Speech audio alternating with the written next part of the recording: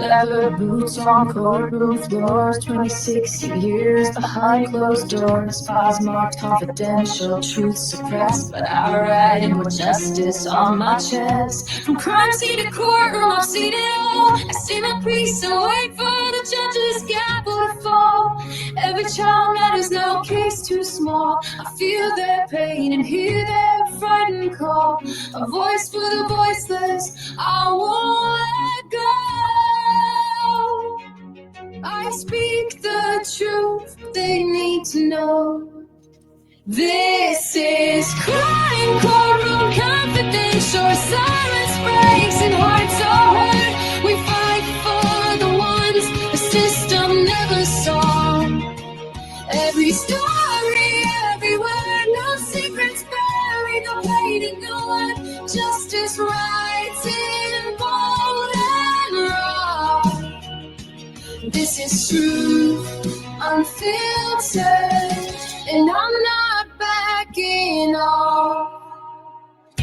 My hair hangs beneath the sky, courtroom robe and a watchful eye. Tattoos tell stories, scars that stay. I've lived alone in every way. From crime scene to courtroom, I've seen it all. I say my piece and wait for the judge's gavel to fall. Every child matters, no case too small. I feel their pain and their frightened call. A voice for the voiceless, I won't let go.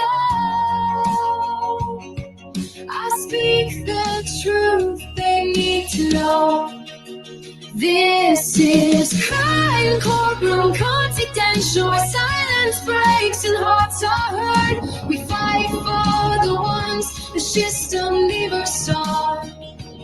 Every story, every word, no secrets buried, no pain ignored. Justice rides in bold and raw. This is truth, unfiltered, and I'm not backing off.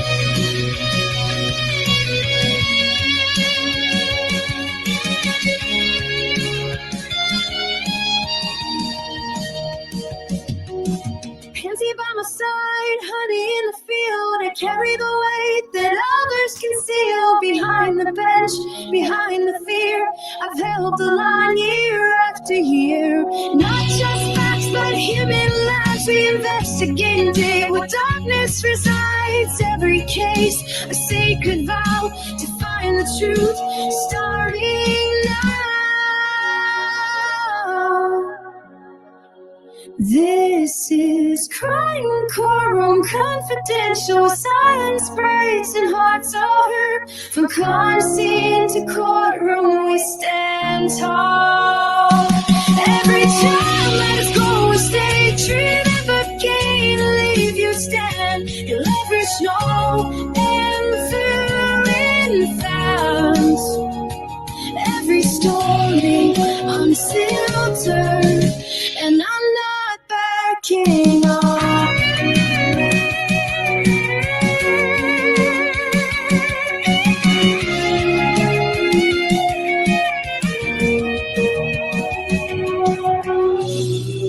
A voice for the voiceless, truth on the line. We seek justice and keep evil confined. This is true, unfiltered, and I'm not backing off.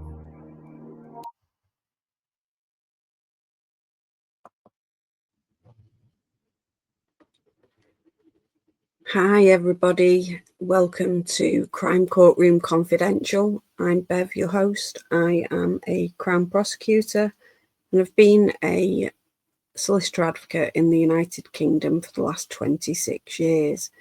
So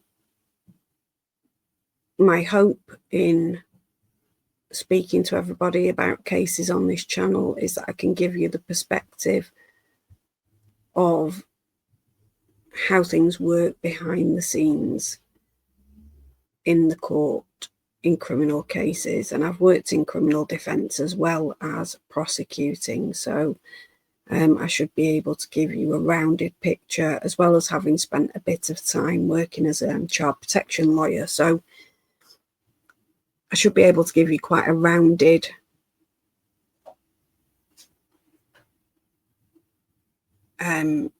view. Today, I'd really like to talk to you about Celeste Rivas Hernandez and David, or D4VD. I apologise for the fact that my face is not visible for you guys. I've not got my camera on because I've had to undergo a medical procedure, just some revision of scarring on my face from a dog bite. So that's why I've got it off, because I look like I've been 10 rounds with the latest heavyweight boxing champion. So do bear with me from that point of view. Now, in terms of this case,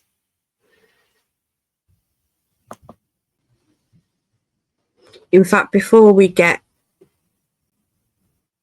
into the details of this case, can I ask you all to please hit the like and subscribe button? And if you haven't already, hit the notifications bell. I really appreciate everybody's support, and I value each and every one of you who listens to any of my content. So let's have a look at the Celeste Rivas Hernandez case. And the reason that I want to look at this, even though it's being widely covered by many creators, is that nobody, or very few people certainly, seem to have kind of put together a full timeline of the events. And so people are dealing with like little snippets of information as they arise, and we're not getting an overall view of what's occurred in the case. So let's have a look at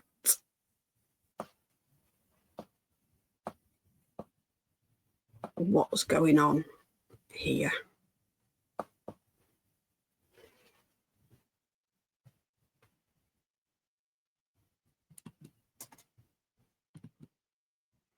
Sorry, just bear with me one moment, guys. I was hoping to have that as a full screen, but then I can't see what's going on StreamYard because I'm only on one piddling little screen today, so I apologise. Okay, so we're going to do it like this.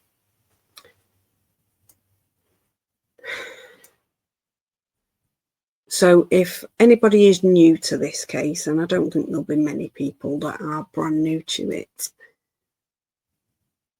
Celeste Rivas Hernandez is a young lady who at 14 was found deceased in the front trunk, or frunk as people like to call it, of D4VD's Tesla. And if you don't know who D4VD is, he is a rising star in the music world. He's signed to Interscope and has got partway through his first world tour when Celeste's body was discovered, and suddenly the tour was cancelled, unsurprisingly. For many months, everybody has been very clear to say that David hadn't been named as a suspect in the investigation, but it stands to reason that he would be, given that it's his vehicle.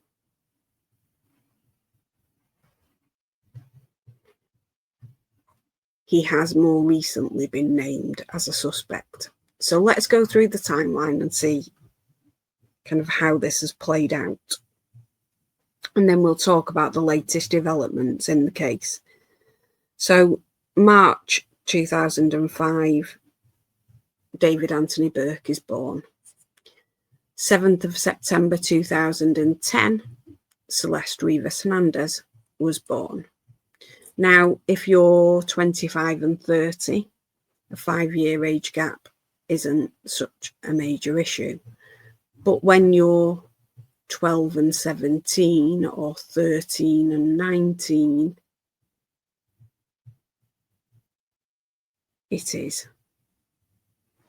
it's inappropriate, to say the least. Pressed too many things. Apologies. Oh, cripes. Well, this isn't very easy, is it?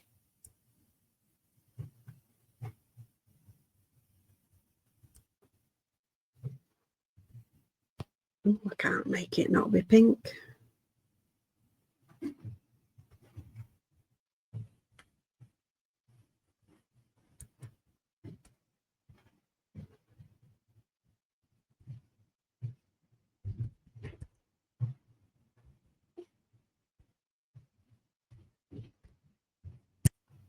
Right, there we go.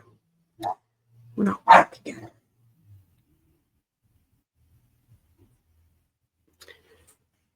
So in October of 2022, Celeste and David say hello on Discord. And it seems at that stage that they're already familiar with each other. And we hear from some sources that they first connected playing online games when Celeste was 11 and David was 16. So at this point in October 2022, Celeste is 12 and David is 17 years of age. In December of 2023, David's song, which was named Celeste, was leaked. And the lyrics include, Celeste, the girl with my name tattooed on her chest. I hear her voice each time I take a breath. I'm obsessed. Now, there are certainly romantic connotations. So there's been discussion around what exactly their relationship entailed.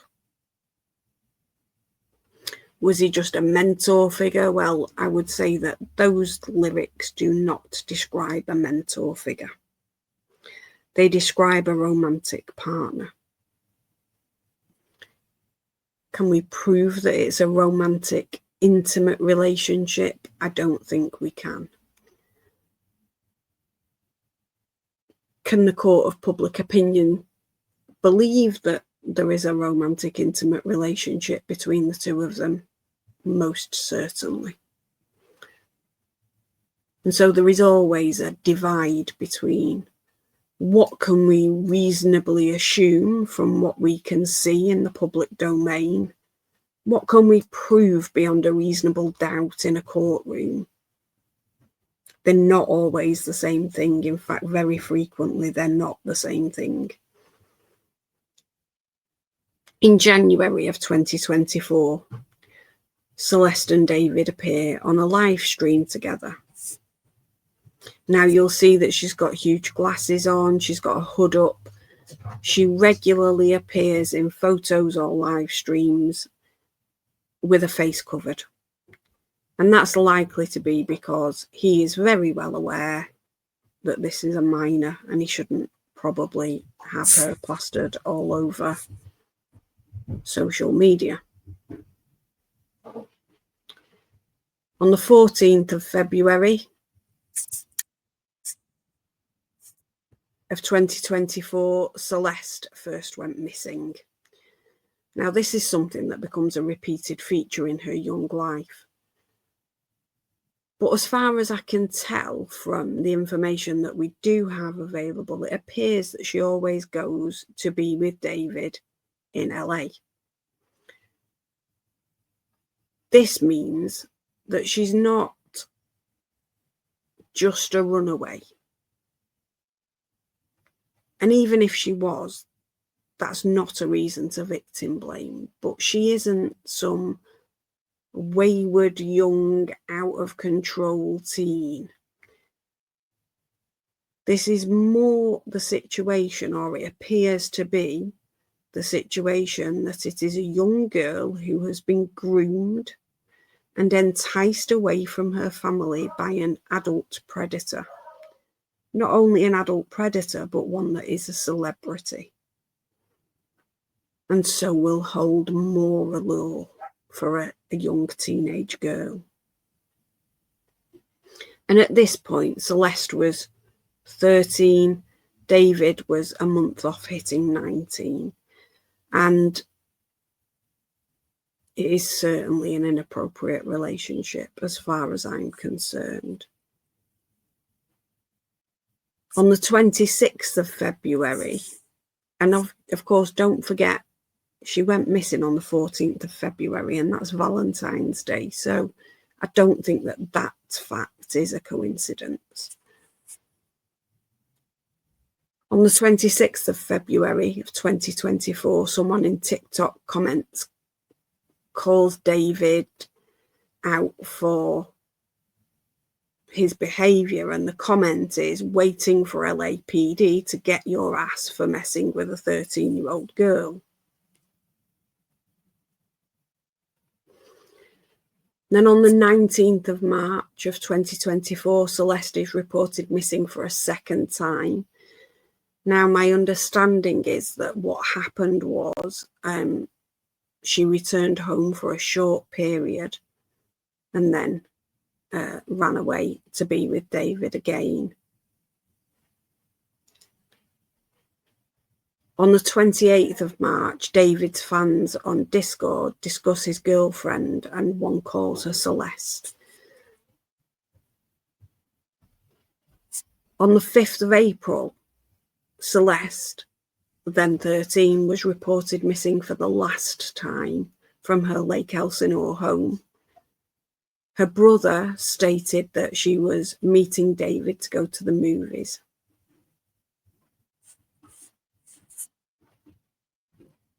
And then just 16 days later, on the 21st of April, there is some indication that Celeste, David, and Celeste's cousin, Esmeralda, may have been together.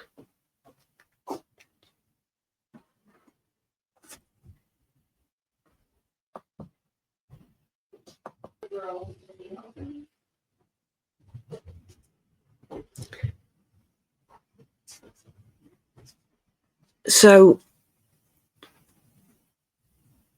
Steve Fisher, who is a private investigator who was employed by the owner of the rental home that David was staying in the Hollywood Hills, did a search of the property. And he found a variety of multimedia bits of evidence, so photographs, videos. But what he also found was a Build-A-Bear certificate. Slightly random piece of evidence, you might think. It's dated the 21st of April. And the name of the owner of the Build-A-Bear is Esmeralda. Now that is Celeste's cousin. Now, a few leaps of faith have been made with what Steve Fisher suggested, but there is a Build-A-Bear store at Six Flags amusement park. And there is a TikTok video posted by David of him on a roller coaster at Six Flags amusement park. Now, there isn't a date on the clip that I have seen online, but we're told that that is also on the 21st of April. If that is true, then it would suggest that potentially David, Esmeralda, and Celeste all went to the amusement park. But even if that isn't verified, what we can say for certain is that Esmeralda had a Build-A-Bear certificate and it ended up in David's house. So that would suggest that either she's seen Celeste and given it to her, or she's been at the house and left it, or she's given it to David. Either way, it would suggest that she knows where Celeste is and that she's had contact with her. And then a few days later, 30th of May, Celeste is photographed at Esmeralda's high school graduation. So they are clearly in contact. On the 2nd of June of 2024, Celeste is seen on a video at a family gathering with her aunt and uncle. 27th of June, she's seen backstage at one of David's concerts with his brother. So it would appear that the families knew that Celeste and David were together. Can we say that categorically 100%? No. Can we surmise that and infer it from all of the material that appears to be in the public domain? Yes, I think we can. And you may think, why would families allow this relationship?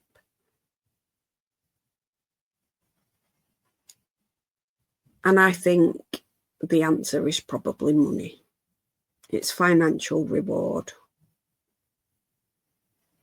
I'll make it worth your while if you leave us be. I can't prove that. It's the only thing that makes sense to me.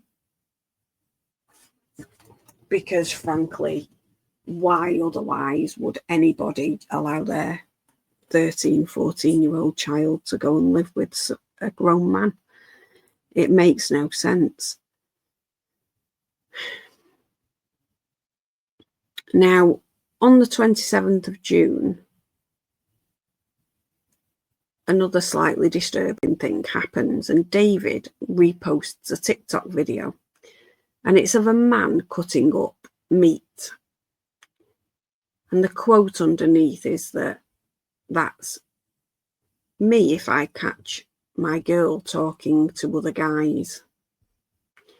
So we catch a glimpse here of a jealous streak and some signs towards potential violent tendencies and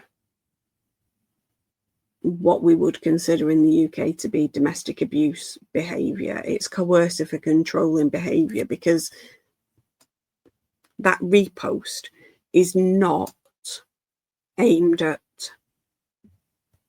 the public at large. It's aimed at one person. It's aimed at the girlfriend. It's a threat.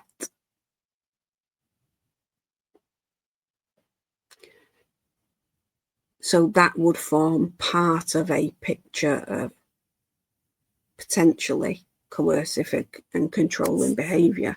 Now, we already know there's a power imbalance here. He's a grown adult. He's a celebrity. He is wealthy. It's his properties that they're staying at. And she's a minor with very little life experience. So there is a power imbalance before we even get to any potential personality implications in the relationship. On the 30th of July of 2024, Celeste is pictured backstage at a party with David. And on the 8th of September of 2024, so that's one day after her 14th birthday, She's back at home with her parents. She's captured at her parents' home on a neighbour's Ring doorbell camera, arguing with neighbours.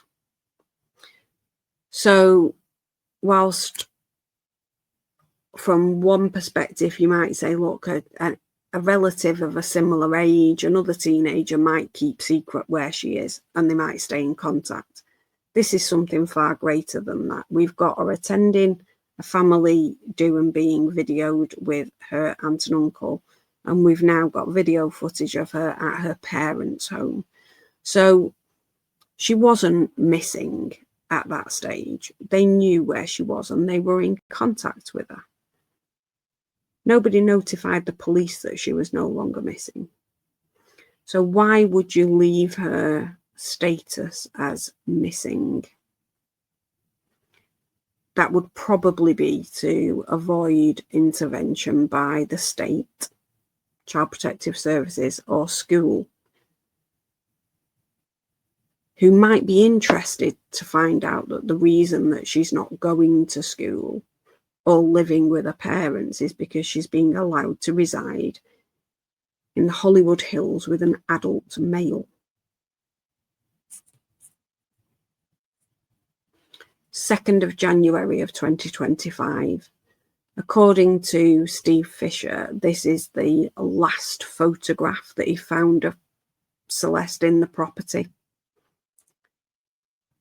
I've not seen anything else from the public domain either after that. So this appears to be, from the public's perspective, the last photograph of her, the last proof of life. We don't know what LAPD has. February of 2025, David releases a music video where he's putting a dead body in the trunk of a car.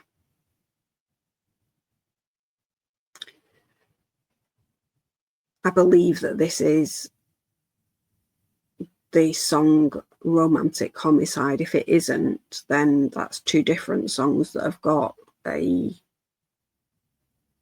lens on homicidal fantasies.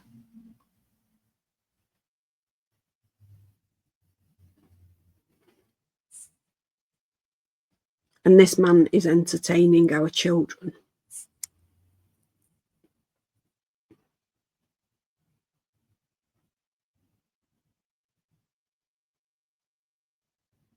March of 2025, he released his Withered album. So at this point,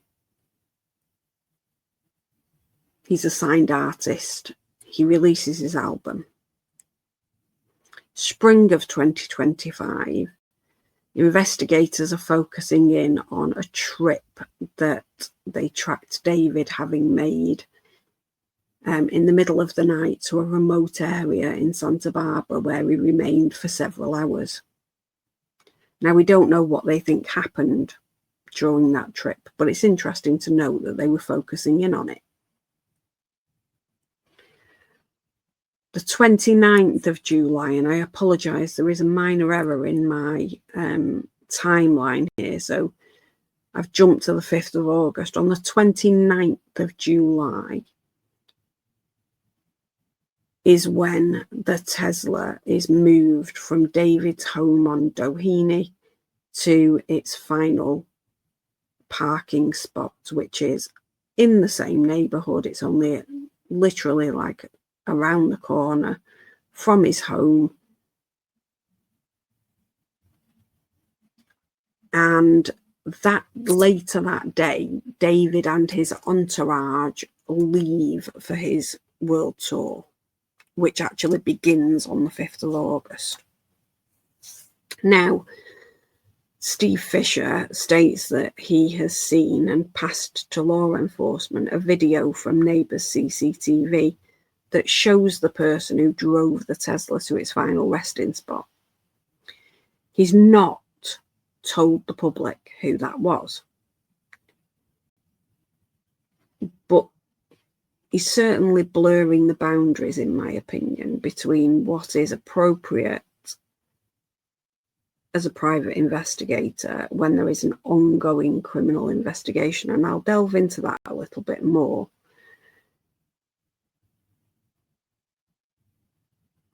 But it sounds as though in the last couple of weeks he's been told to stop releasing information and to step away from the investigation. And in response to a question about that to Down the Rabbit Hole, he said he can't comment for legal reasons, which would suggest that it's accurate. Now, the problem that we have when somebody gets heavily involved in an investigation that's a live law enforcement investigation, especially one as serious as this, is that you can entirely derail that investigation. And how, you might ask? He's not getting in their way. He's speaking to people. They can speak to people. It's not a problem. But let's take just that one piece of evidence, that CCTV from a neighbour. If LAPD didn't already have it, and it's a new item, and he obtains it and then he passes it to them. The problem is that when law enforcement are doing an investigation, they follow very strict procedures and processes, and they document a chain of custody for every piece of evidence. And every person who puts their hands on that piece of evidence has to give a witness statement. So there'll be a witness statement from the original owner saying that they handed over the CCTV box or ring door camera or whatever it is to law enforcement. There'll be a statement from the officer who seizes that piece of evidence saying when he seized it, what state it was in, and that he passed it to somebody else. And then there'll be a statement from that person who says, I obtained it from the previous police officer on X date at X time. I downloaded that information. I haven't altered the content in any way. I then put it onto an SD card that I provided to the officer in the case. And the officer in the case says, I've reviewed it. This is what it shows.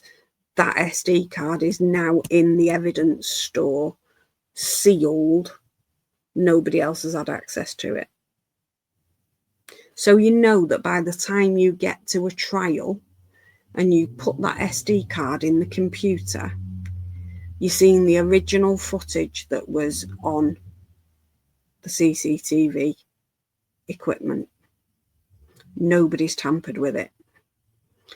If random Joe off the street, and that's what he is, PI or not, obtains that piece of evidence first, nobody knows what happens to it between the time he takes it from the CCTV system and hands it to law enforcement. He could alter it. I'm not saying he has or he would, but he could.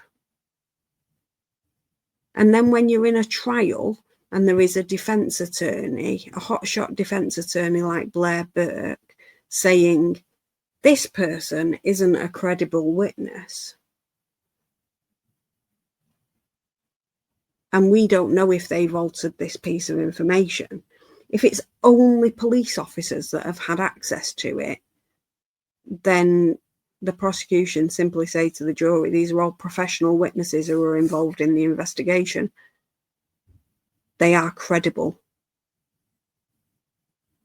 There is nothing to demonstrate that they are not, and their professional status and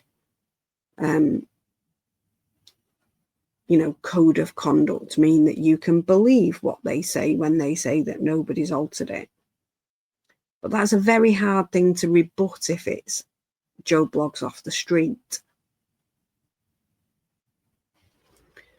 So you can make a massive impact. You can end up putting the prosecution in the position where key pieces of evidence are deemed inadmissible because they weren't seized properly,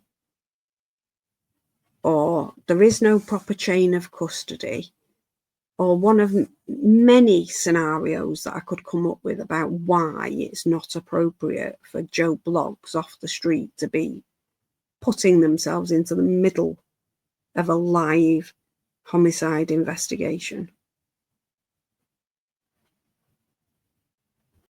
We know that David has contracted Blair Burke, who is a hotshot defence attorney. She's represented Lindsay Lohan, Britney Spears, Harvey Weinstein, all manner of celebrities, and she is good.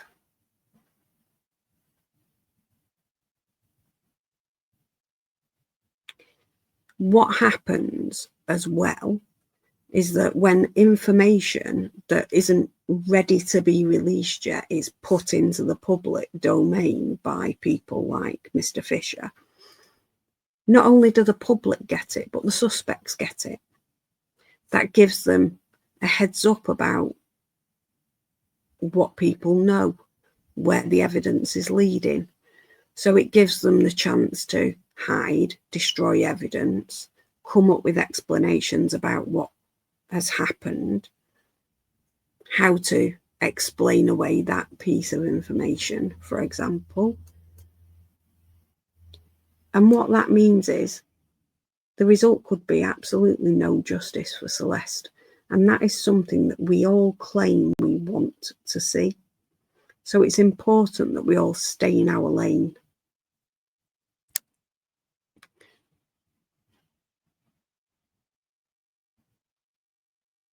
September 3rd, 2025, the Tesla is noticed and assumed to be abandoned and reported as such by local residents. 6th of September, after 2 notices being placed on the car, the tyres chalked to ensure it hadn't moved, the car was then towed and it was taken to Hollywood Tow. 7th of September, I don't know why it says February. Celeste would have turned 15 had she survived, but we know at that stage that her body was in that front trunk of the Tesla.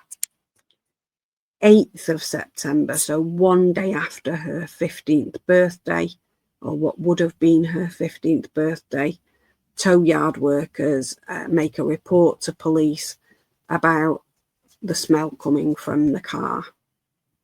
The police attend with a warrant, they open the vehicle and they find human remains in a severely decomposed state. The medical examiner confirmed early on that the remains appeared to have been in there for a period of time and had likely been dead for an extended period of time.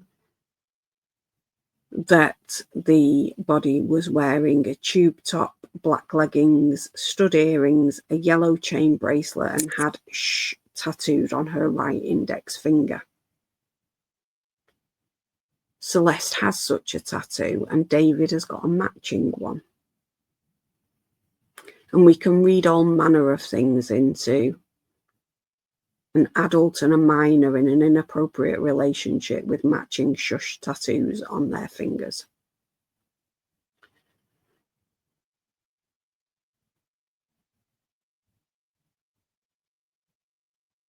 It was later confirmed through dental records that those remains were indeed Celeste Rivas Hernandez.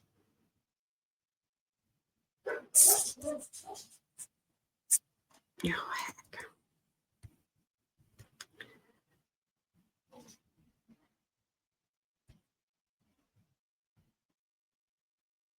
And then on the 17th of September, detectives served a warrant at the Hollywood Hills home on Doheny Drive, where David resided.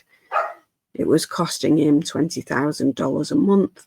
It was actually rented in the name of his manager,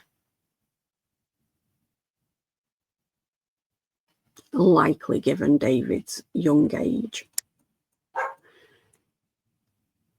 and to protect his identity.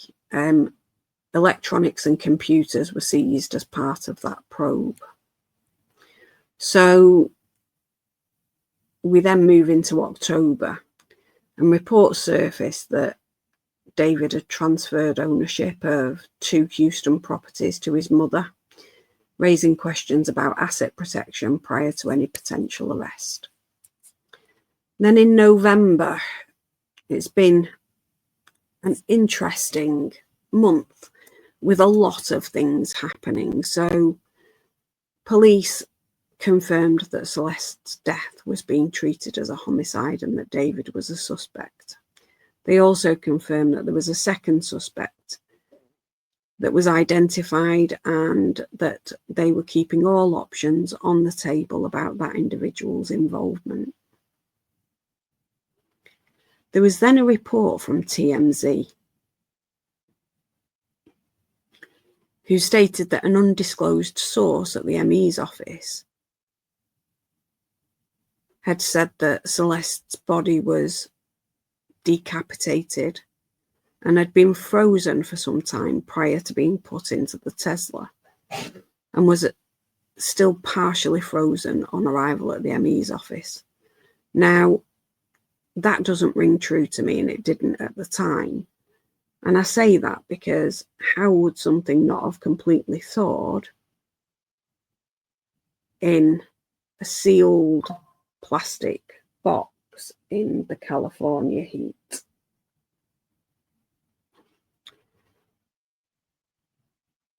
And a named captain at LAPD, Captain Scott M. Williams, has come out in the press and confirmed that Celeste was partially dismembered but not decapitated, and that she was not frozen. So we've got a named LAPD official putting out an official piece of information as against an undisclosed source talking to a press outlet. I know who I prefer when looking at the credibility of the evidence about this point. And it would be the named professional, because his professional reputation's on the line at this point. TMZ came out and said that their source had doubled and tripled down on their position. But frankly, the source isn't named, and so I don't think we can put much sway in it. Particularly given we don't know who the individual is. It could be a relative of someone who works in the ME office. It could be someone who works in a random position in the ME's office who doesn't understand the information that they're seeing or the things that they're hearing in the office and around the building.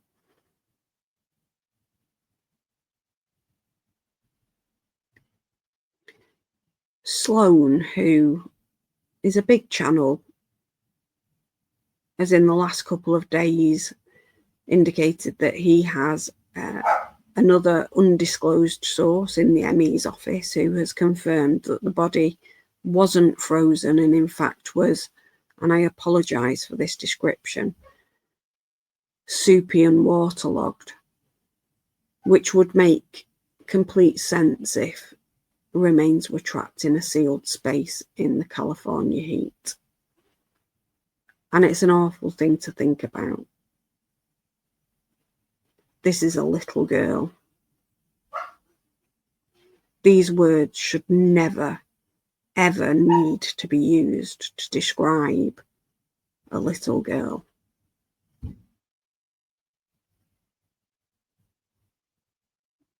That source said that she was indeed dismembered and decapitated, and that one bag contained her head and arms, another bag contained her legs, and one contained her torso. Now, I can actually conceive of both of those things being true, dependent on where the cuts were made.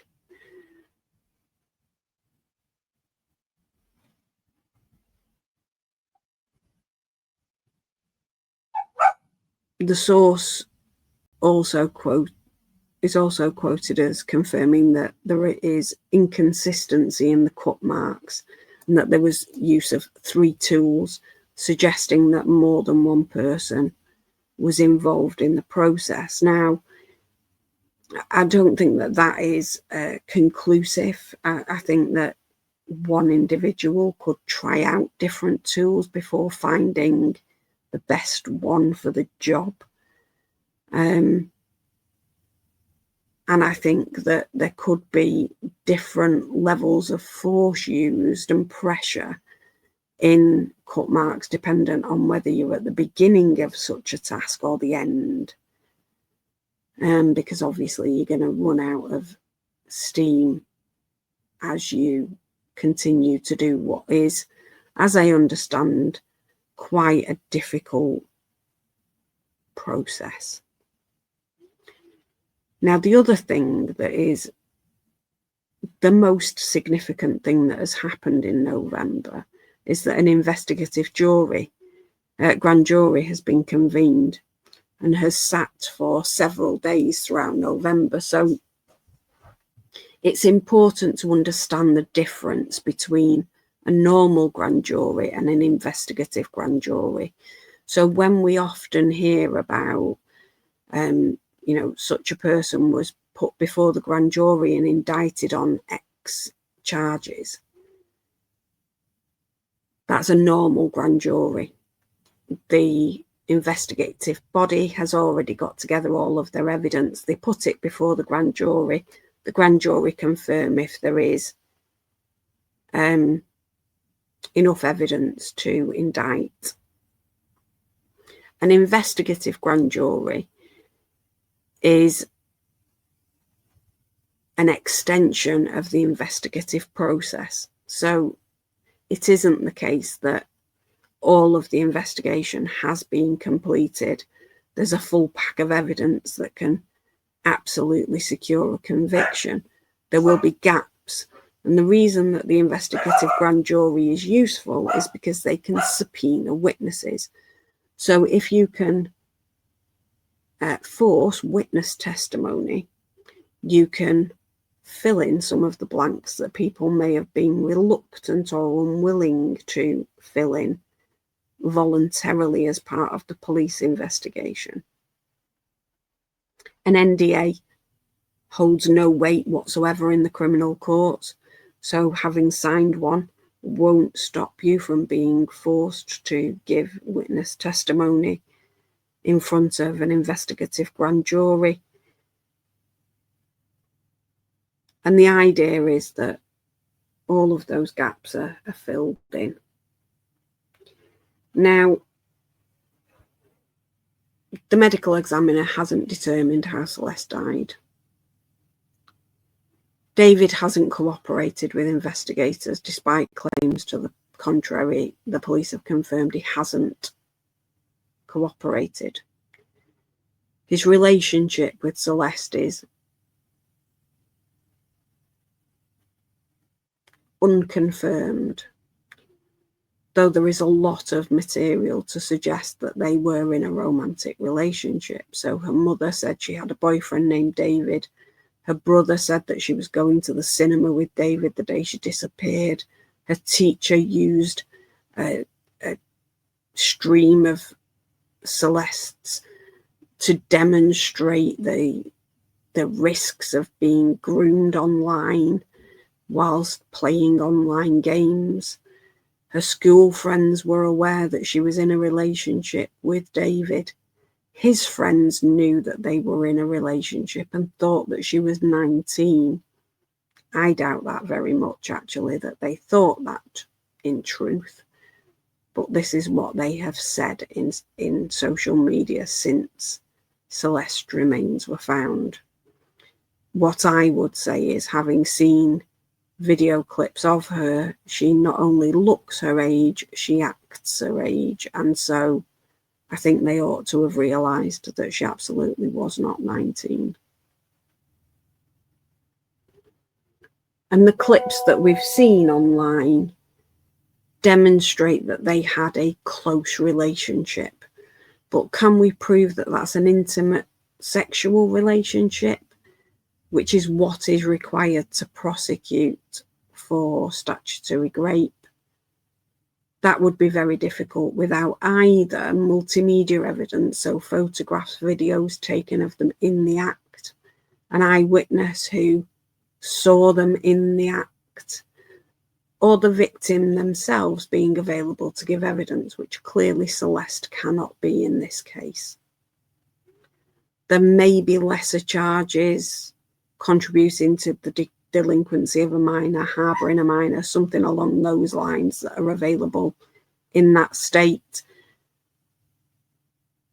But the reality is, law enforcement are going to be focusing on the central crux of this case, which is, how did Celeste lose her life and end up in the trunk of a Tesla? And they're taking their time, and they should, because there is no statute of limitations. And if they press go too soon, then that could mean they fail. When you are getting a case together and ready for commencing a prosecution, you want to front load all of your work so that when you press go, you're in the kind of position where if the trial happened tomorrow, you'd be able to prove your case.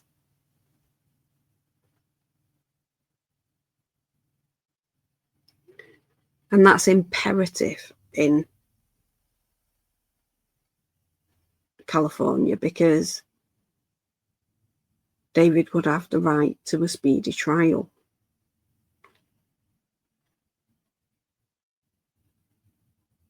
But we mustn't forget that this case centres around one person, and it isn't David. It's Celeste Rivas Hernandez.